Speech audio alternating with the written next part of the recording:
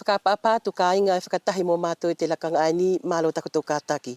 Ko te kumilongo a tātou e tō whakatahi lewa pēr mo te tamai ai ni ko pētelo whaotala noa mai te kolo vai tupu. Kaine ma whakatoka mai pē ki te kolo ai ni o Vailala. Ko i ani kātou whakatahi ange pēr mo ia e te lakanga ai ni. Pētelo whaotala noa urua ki pē e au whakamālo atu. Mālo ia tau kātaki pēr mo te mālo lope whuki e te aho nei. I whuki.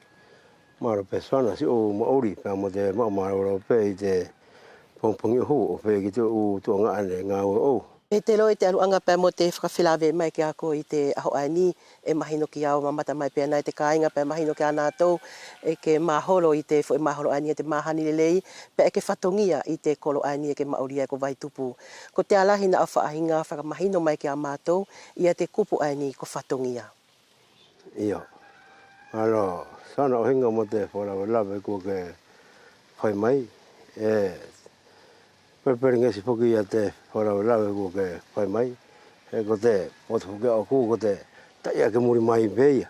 E tau nia ko te o mātua mua ke na tau whai he whakatari o hinga mo te konga ana ke ui ko whatongia.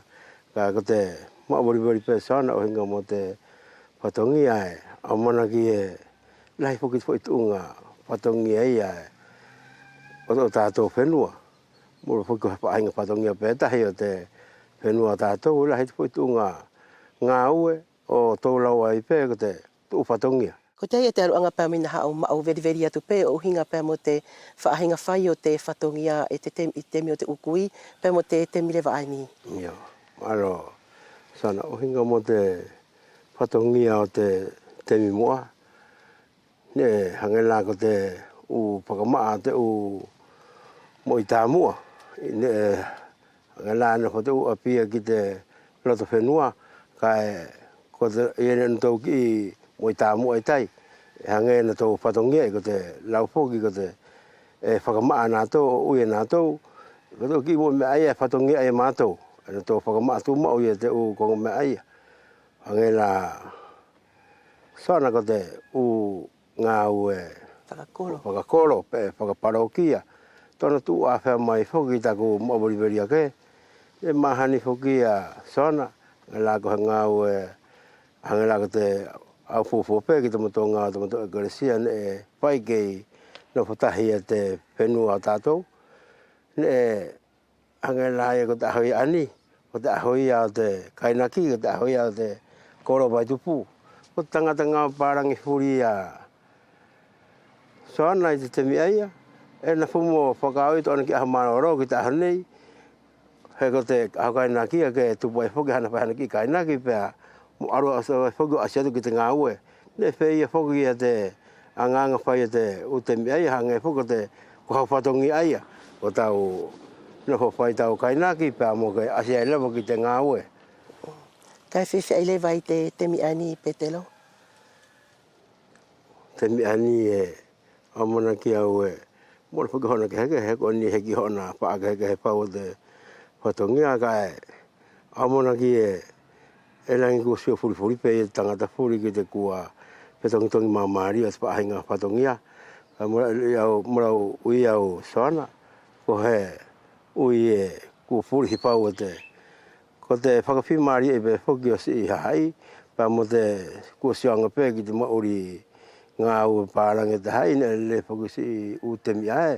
Ne kei whainga fuafoki he ne heki hai whaufoki he kau ngā pārange.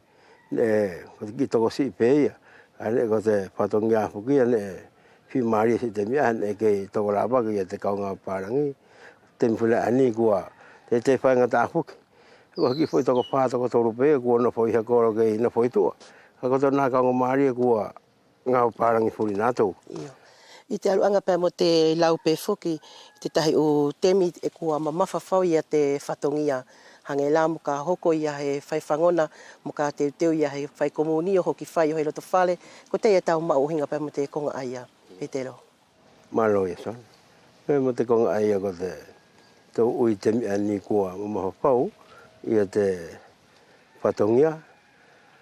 Amona ki au kākera to pēko ke kina pē ake ui mamawhau ia te whaahinga hanga lāko he u pai whangona ki ki tu fai kumuni o ko he pai hoana po ta pa hinga e whakarongo pe o ta fi mari ki akita ako te temi whaki ani sona wila agu o tau ia ku ka he te pa hinga whenua tātou ia te whatongia e whaki te tau mo te temi whaki ai hina ko si temi whaki ai sona ko he ki whai kumuni o ia au e whai o ta aku pe tu ake o puka ta aku ki puka o hai pe mau mo kata o hoi mei o taulato o ko koe ako si te foki ani go da to ko hange foki ai ko kina ako amo foki mo de mangi so parangi ko mau ke fai mo hasila i te foi tu ko ba ko to uiai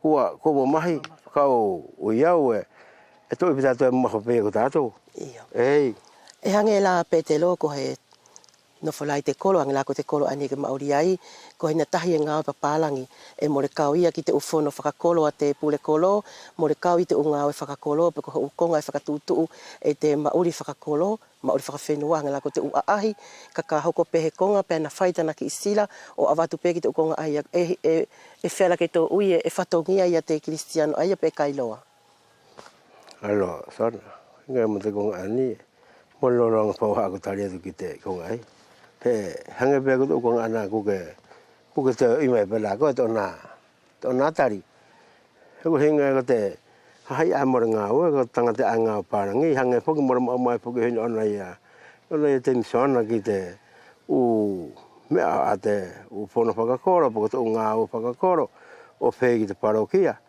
ko tanga pa ha ki ko ngana na vai ko he a ko hina ko nga ko ki sila amana ka tana pe whatongia.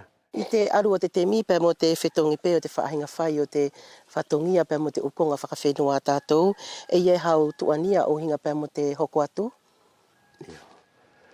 Te kongai ani sauna ko whanau lawe. Amana ki au i te kongai ani a maharo e ko te tangata ae suepo e uwea e pe te ana tuania ki te kongai ani. Ai na puri kai kita ko ai au ui au tuania mora tuania mora amana ki au sona e fer ke puri te fatongia te tangata he ko fatongia tangata ko longo pe ki te taki to tahi ka ko ni ku to song pe ta te mi ani ku e fi mari pe te fatongia tangata ko te ko pa to ko au tuania he na hako atu ki he tahi u te mia tu kua hange more ke te tau whuki e te whaahinga whatongia hange lang tu konga perana o pala tu kei mua kua alo tātou kua puri te whatongia mahani mai a whea ka kua alo tātou he tahi whaahinga whatongia ka ki te whatongia e soana mora amona ki au e puri e te whatongia e tangata uwea mo tangata kutuna. Ia. Ko te alahina au ki i kupu whakaosi pepe te lo e ke whia tukua ke whainga maari e televisio me te leo te latio ke anato ani ko te taia ke o te temi o hinga e pepe mo te hoko atu o te tauhi o te uanga whakawhenua tātou ki te hoko atu. Ia, malo ia son. Urogi whaleat peheni i tuku potu o wheiksi potu sana ki te ka koutou e mamata mai molongo mai ki te parapalau maua pau ia he pahinga anganga te paralau morakoia e koutou hale mai pe e koutou sio mai pe ko te utanga te ani ke utanga te ke aru e temi he ki kaku mātou ki te u tai tangata ane tonu ke whai ke tu pe ani hinga em sana mo te u whakaamu ake whakaurawe ko te whakaamu pe sana ki te tai ake whuki ani ke muri mai o pepe la ki tai ake ani ia mātou sana hamona ki lau e pe tahi a pahinga mora kei whai ana tō si kong ani ki whatongia kua whau whiwhi maari e pe kai mora tō whai tātou hang ke he ko te langi temi pe a kua kai ko te kore atu pe ia ke tō kātaki pe o whai pe tō whatongia tā hui tō pe whatongia ki te lotu. Ia.